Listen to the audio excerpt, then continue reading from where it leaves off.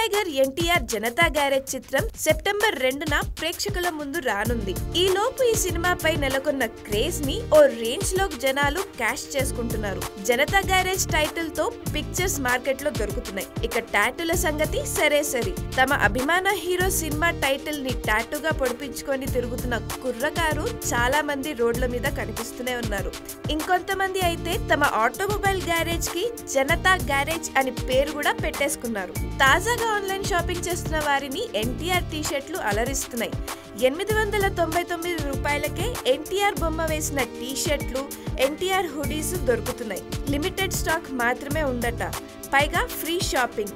అంతే, అభిమానులు ఈ టీ షర్ట్లను బుక్ చేసుకోవడానికి ఎగబడిపోతున్నారు. సో ఈ రకంగా ఎన్టీఆర్ ని క్యాష్ చేసుకుంటున్నారన్నమాట. మొత్తం మీద జనాల పిచ్చిని ఎలా క్యాష్ చేసుకోవాలో బిజినెస్ పీపుల్స్ కి బాగా తెలిసినట్టుంది.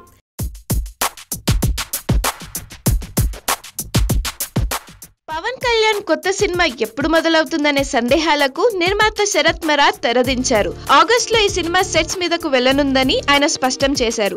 కిషోర్ కుమార్ పార్థసాని డాలీ దర్శకత్వం వహించే ఈ చిత్రంలో హీరోయిన్ గా శృతి హాసన్ ను ఎంపిక చేశారు. ఇది పవన్ శృతి జంటకు రెండో సినిమా. ఇది వరకు ఆ ఇద్దరు కలిసి చేసిన గబ్బర్ సింగ్ ఘన విజయం సాధించిన విషయం తెలిసిందే. శృతి హాసన్ హీరోయిన్ గా నటించే పవన్ కళ్యాణ్ సినిమా షూటింగ్ ఆగస్ట్ లో మొదలవుతుంది. ప్రీ ప్రొడక్షన్ పనుల్లో డాలీ బృందం నిమగ్నమై ఉందని శరత్ మరార్ ట్వీట్ చేశారు.